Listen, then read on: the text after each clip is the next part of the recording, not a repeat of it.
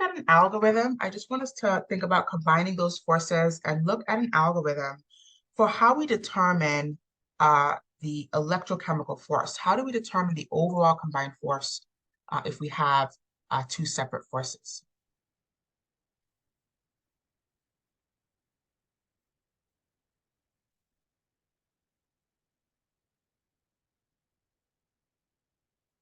Okay, and we can think of the electrochemical driving force. Another way to represent this is the ECDF.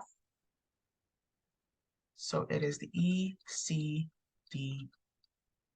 right? Or the combined electrical and chemical.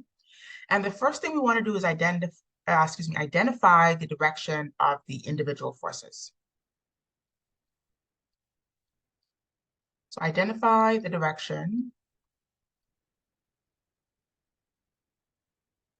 of the individual forces.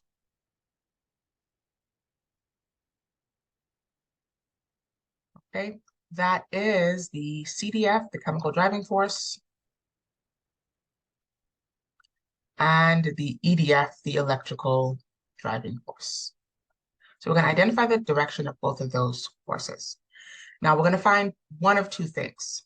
If they're acting in the same direction, that makes our job easy, okay? So if the EDF and the CDF are in the same direction,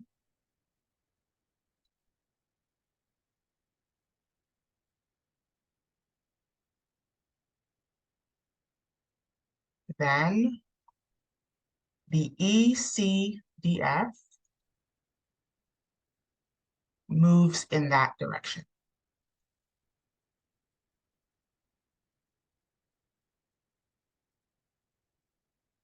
Okay? And we simply sum these two forces to get the total magnitude. Okay? So that is the first option or the first scenario. Let's think about if they're in opposite directions. So now we're going to get a little bit more complicated. So if the EDF and CDF, so if the EDF and CDF are in opposite directions,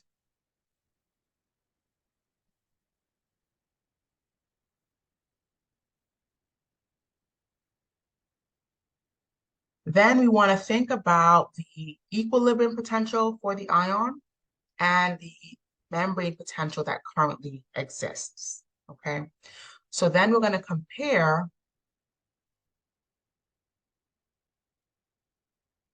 the equilibrium potential for the ion in question, with EX to represent that, versus the current membrane potential, okay? And that is because, and I'm going to put this right here, the equilibrium potential is a better reflection of the chemical driving force. Okay, remember the chemical driving force is the gradient that exists. And when we think about our equilibrium potential, it's when the particles are at equilibrium, so there's no movement happening. So the equilibrium potential is a reflection of the chemical driving force of that ion in question, whereas the membrane potential is a reflection of the electrical driving force. Once again, that separation in charge. Okay, so we're going to look to the equilibrium potential and membrane potential, and that will tell us which of our forces is actually stronger.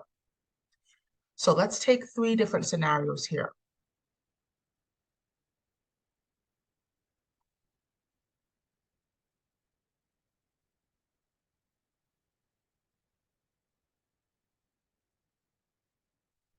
Our first scenario is if the equilibrium potential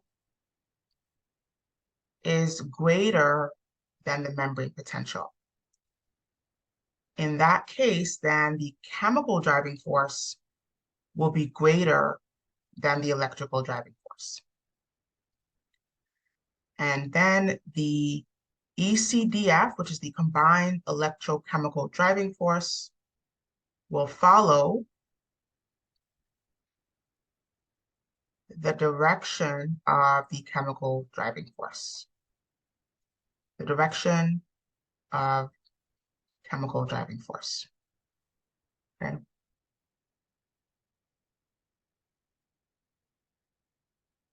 Now, we said if the equilibrium potential is equal to the membrane potential, so if it's the same value, that means if the membrane potential is currently at the equilibrium potential for this ion, then we know what happens, right? There's no movement. So the ECDF equals 0, and there is no net movement.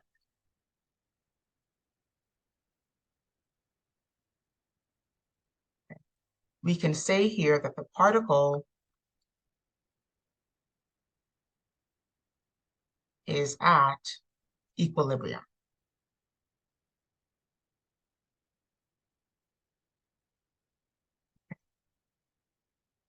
And then lastly, we want to think about the scenario if the membrane potential happens to be a bigger value than the equilibrium potential of the particle.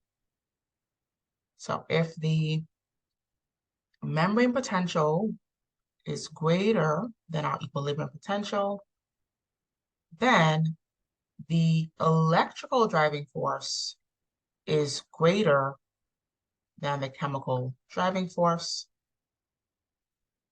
and the combined ECDF will follow the direction of the EDF, the electrical driving force. Okay.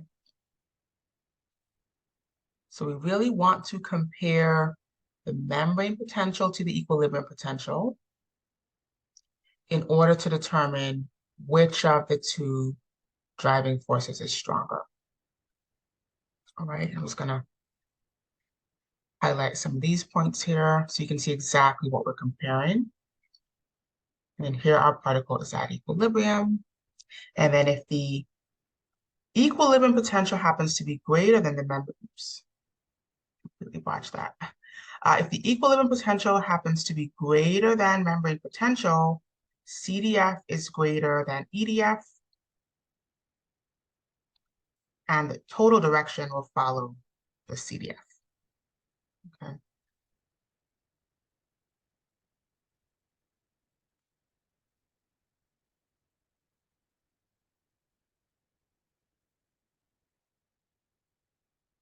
Any questions on this?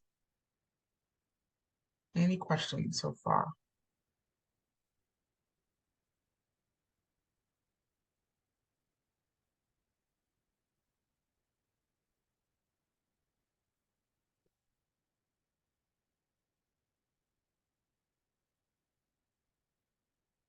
So good question here. Will those values be given? Yes.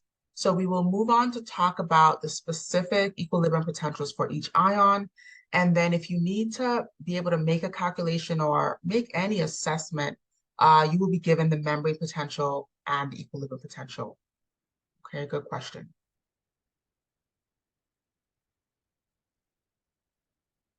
All right.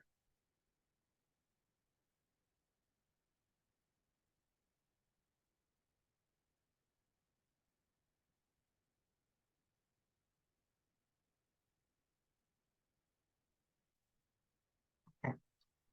So we're going to reiterate that same algorithm or flowchart here in a different way, just to really drive this point home. So if the membrane potential weaker than the equilibrium potential, let's look at what happens. And this is what we mean. So I would give you these values if I need you to determine the overall force acting on a particle or to calculate its overall direction of movement. So the equilibrium potential we're given here to be -94. We know that that is always constant for potassium, so that will never change for each ion. And then the membrane potential is currently -70. So this is the state of a resting cell, which is -70 millivolts. okay? And again, just to reiterate what that -70 means is that there's a separation of charge, there's more negative charge inside the cell, the degree of that is -70, and there's more positive charge outside. So the inside of the cell is -70 with respect to the outside of the cell. And so if we think about our equilibrium potential, okay, the force acting on potassium, first let's talk about the concentration gradient. So we have more potassium inside the cell, less outside. And this is true, by the way, in our intracellular versus extracellular fluid. There's more potassium on intracellular fluid. So potassium wants to move out of the cell according to its chemical driving force. However, the electrical force wants to move it in the opposite direction because it's positively charged and the inside of the cell is negatively charged. So now we have two separate forces. Which of our forces is bigger? Based upon the algorithm we just described, which of our forces is going to be bigger in this first scenario?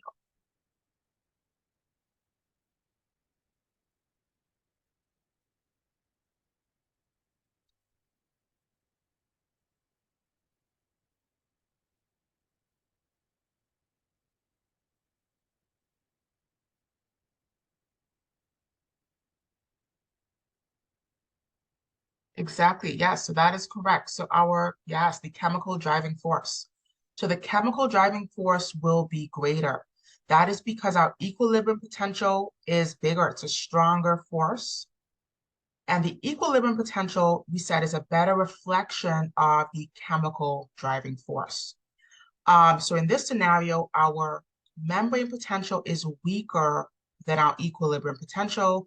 And so that tells us one thing right away. The overall direction is going to be in the direction of the chemical driving force. So potassium is going to leave the cell. Okay, that's the direction of the chemical gradient. That's the direction of the chemical driving force. And because that's the bigger force, the stronger magnitude, that's going to be the overall direction of our force. Now we're going to subtract the electrical force.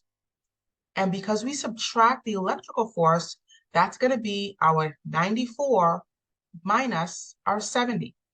So when we look at the overall electrochemical driving force, that's going to be a much smaller magnitude here because we had to take 94, subtract 70, and that's going to be, in terms of magnitude, 24.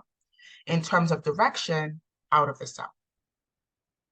Okay, we find the bigger force, subtract the weaker force, and the overall direction is in the direction of the bigger force. If we took another example of this, so notice the difference that exists in this scenario is now we have a membrane potential that is stronger than our equilibrium potential. So now our electrical driving force is the bigger force. And so the direction of movement will be into the cell according to the greater electrical driving force. And we're still going to subtract. We're going to now subtract the chemical force from the electrical force. And that's going to give us a smaller magnitude of the electrochemical driving force and the overall direction being in favor of the electrical driving force or into the cell.